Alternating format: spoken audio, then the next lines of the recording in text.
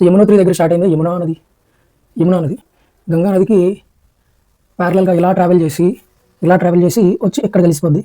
దీన్ని ఇందాక మాట్లాడుకున్నాం కదా అలహాబాద్. దీన్ని ఏమని పిలుస్తున్నాం? ప్రయాగ్రాజ్. రీసెంట్గా దీని పేరు మార్చారని మాట్లాడాం కదా, ఆ మార్చిన పేరు ఏదంటే ప్రయాగ్రాజ్. ఓకే, నెక్స్ట్ దీన్నే ఇంకేమని పిలుస్తుంది? దీన్ని త్రివేణి సంగమం అంటాం. త్రివేణి అంటే 3 ఉండాలిగా, ఒకటి గంగా ఉంది, 2 యమున ఉంది, 3 ఇంకొకటి సరస్వతి వచ్చి కలిసిపోద్ది అనమాట. అది లేదు ప్రజెంట్, కానీ కలిసిపోద్ది అంటారు అంతే. సో 3 నదులు కలిగి కాబట్టి త్రివేణి సంగమం అంటాం, దీన్ని ప్రయాగ్రాజ్ అంటాం. రైట్, ఇది యమున. ఇంకొకటి దీన్నే సోన్ రివర్ అంటాం, సోన్ నది అని పిలుస్తాం. నెక్స్ట్ ఇంకా ఇక్కడ పున్పున్ రివర్ అంటాం.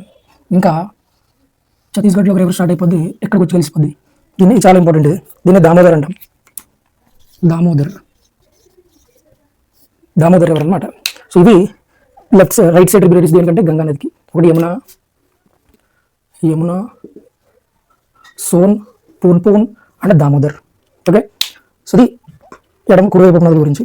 రైట్, ఇక్కడ ఇంకా స్పెషల్గా మాట్లాడాల్సింది యమున గురించి. యమునాకు కొన్ని ట్రిబ్యూటరీస్ ఉన్నాయి, అందులో ఇంపార్టెంట్ ఏంటంటే ఇక్కడ చంబల్ రివర్,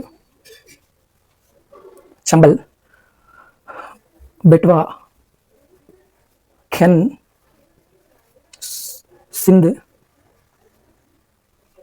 ఓకే, చంబల్, బెట్వా, ఖెన్, సింధ్ ఇవన్నీ ఇందులో కలిసిపోతే యమునా నదిలో కలిసిపోతాయి. యమునా నదిలో ఎక్కడ కలిసిపోతే అలహాబాద్ గంగా నదిలో కలిసిపోతుంది.